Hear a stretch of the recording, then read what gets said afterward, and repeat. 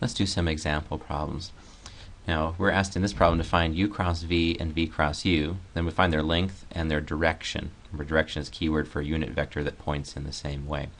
So we actually know from the right-hand rule that u cross v and v cross u are related. They're just in opposite directions. They would have the same length. So all we have to do is calculate one or the other. Let's just calculate u cross v. Then the other one will just throw a minus sign as a scalar through that. Oops. Okay, so I can just set up my matrix form here to help me remember what to do. And what's multiplying I? Let's see, we have negative 1 minus 1 would make negative 2. And for j is going to be time in a negative position, but then it's times this determinant. 3 minus 1 is 2. J is in a negative position, so we get negative 2. And then k is in a positive position, so we just multiply it by this determinant, which is 3 halves minus 1 half. 3 halves plus 1 halves will be 4 halves, that's 2. So we get this vector negative 2, negative 2, 2. Now, it's a good idea, especially when you're first starting, to check your answer and make sure it's right. So I'm going to just quickly dot this with u and with v and make sure that we get 0. Let's see, here we get negative 3, and then plus 1 would be negative 2, plus 2 is 0. So our result is perpendicular to u, that's a good sign. Check and see if it's perpendicular to v. So if we do v, we get negative 2, and negative 2 makes negative 4, plus 2 makes 4, so it's also perpendicular to v. So we found the cross product. Now we just need to find its length and its direction. So the length of u cross v, we'll just take the norm, it's the square root of negative 2 squared is 4, and negative 2 squared is 4, and 2 squared is 4, so we have the square root of 12. Of course, there's a perfect square 4 in there, so this is better known as 2 root 3. There's the length. That's our first answer. Now, when they say direction of a vector, they mean the unit vector that points in the same way as that vector. So we just have to take u cross v, and divide by its norm, and then we'll have it. Let's see, so if we divide by 2 root 3, negative 2 divided by 2 root 3 would be negative 1 over root 3, and negative 2 divided by 2 root 3 would be negative 1 over root 3 again, and 2 divided by 2 root 3 would be 1 over root 3. So we found the length, and we found the direction, right? The unit vector that points the same way as u cross v.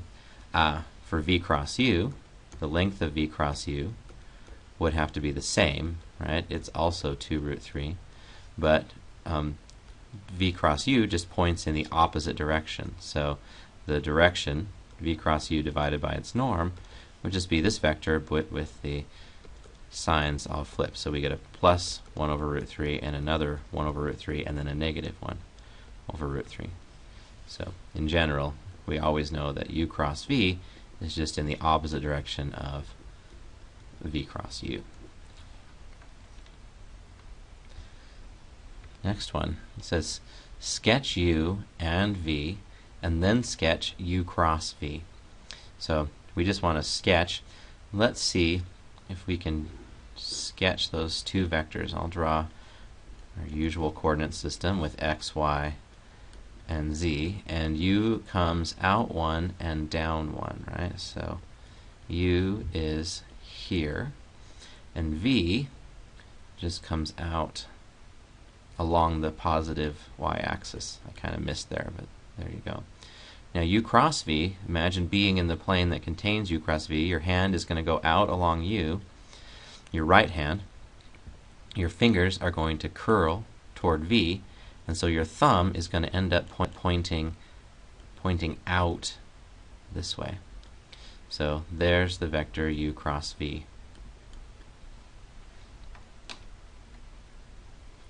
Okay, one more practice problem.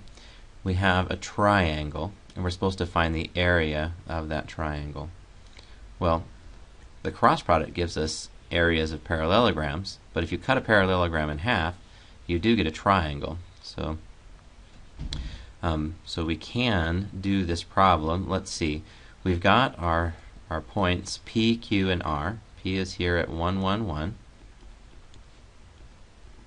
And then we've got a point at 2, 1, 3. So 1 and 2, 1, 3. So that would be up over here. So there's P, there's Q. and r is at 3, negative 1, 1. So there's r. So we have this triangle here.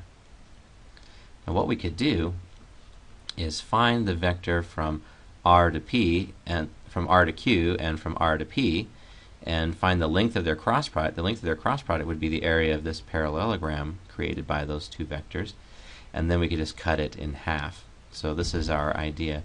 First, the vector from r to p, I can write it that way, right? From r to p, it's a vector, so I'll put an arrow over the top. I will just take each entry in p and subtract the corresponding entry in r. So that would be let's see, 1 minus 3 would be negative 2, and 1 minus minus 1 would be positive 2, and 1 minus 1 would be 0. So there's the vector from r to p.